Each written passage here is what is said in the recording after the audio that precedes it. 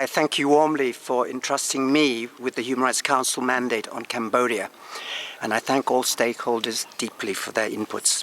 For this year, my fourth annual report under the mandate is titled Electoral Lights and Women's Rights. The recent Summit of the Future has been resonating globally to propel the world to think ahead with an intergenerational vision based on multilateralism.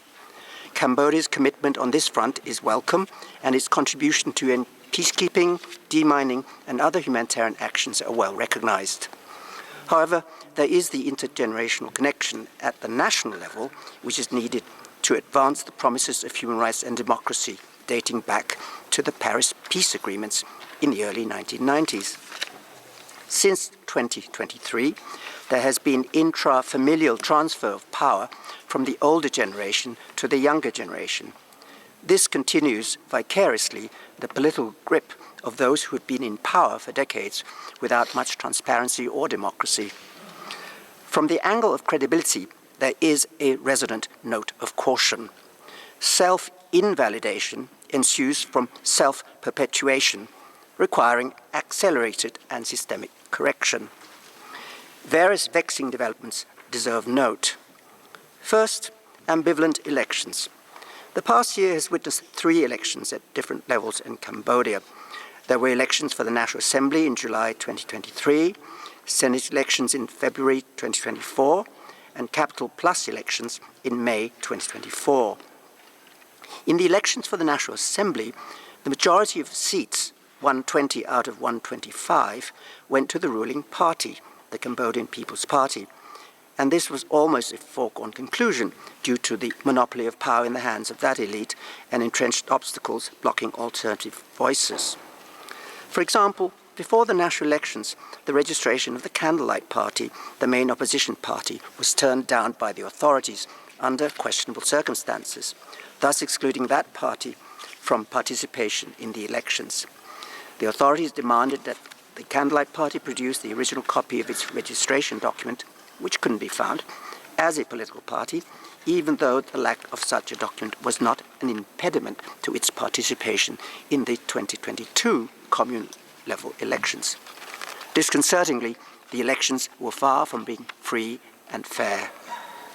Second, harassment of political opposition. This practice continues apace, with pervasive control exerted by the ruling party over the national machinery, parliamentary, judicial, and executive, resulting in concerted threats against the opposition. For example, in July, the president of the Candlelight Party was found to be guilty of criticizing the authorities for their negative human rights record and was fined over $1 million. Third, attacks against human rights defenders and environmentalists. There have been frequent attacks during the year, ranging from judicialized lawfare to other forms of intimidation. In July 2024, the Phnom Penh Court of First Instance handed down heavy sentences for 6 to 8 years in prison and fines to 10 environmental activists from Mother Nature Cambodia, a civil society organization working on natural resource protection. In the middle of 2024, very recently, various activists were arrested for querying a national program to develop a territorial triangle interlinking Cambodia with neighboring countries. Since then, on this issue, scores of people have been arrested for allegedly inciting social unrest under the criminal code. And very recently, a journalist was arrested and prosecuted for incitement, perhaps due to the fact that he had been reporting on human trafficking and more recently also on corruption. These developments compound the litany of cases against civil society, media, and other activists where they are perceived to be adverse to the authorities. It is thus hoped that the new generation can leave the cliché of everything is done in accordance with the law behind and move forward towards respect for international law. Fourth, equivocal human rights commitments. The country participated in the 4th round of the UPR, accepting 232 recommendations from the international community. Yet in 2024, it noted without acceptance the remaining 43 recommendations. Among them were recommendations from me as Special Rapporteur. In particular, the latter recommendations are linked to the 10-point Cambodian Human Rights Action Agenda, which I humbly issued in 2022, highlighting, for example, the need to implement effectively recommendations from the UN system, the call to open up civic and political space, the call to ensure pluralism in the national elections, and the call to end prosecution of the political opposition and dissidents, etc. Now I come to the other half of the report, which is the angle of women's rights. As a whole, the progress in several areas is well recognized. The country is placed at 116 out of 170 countries in the Gender Equality Index, for example. Yet there are some challenging areas. First, women's limited access to political power. The participation of women is still far too low. Currently, reportedly, there are 17 women out of 125 members in the National Assembly, and 10 women are in the 62-member Senate. In the most recent elections, from information received, in the capital provincial councils plus elections, women councillors represent less than 20%. Much work thus needs to be done to augment women's substantive participation in all walks of life, especially in the political domain. Second, economic constraints. Women's contribution to the formal and informal economy is substantial. Women own about 60% of the small and medium-scale enterprises in the country.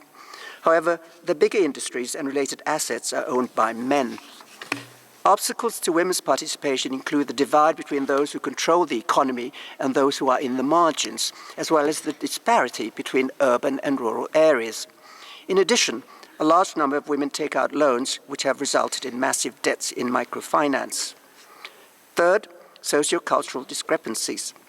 Although women's rights and gender issues are raised more extensively today, the male-dominated society and related elite persist in seeking to impose patriarchal norms on society, evidenced, for example, by a draft public order law stating that women must dress according to what is stipulated under the law as being appropriate, with penalties for nonconformists.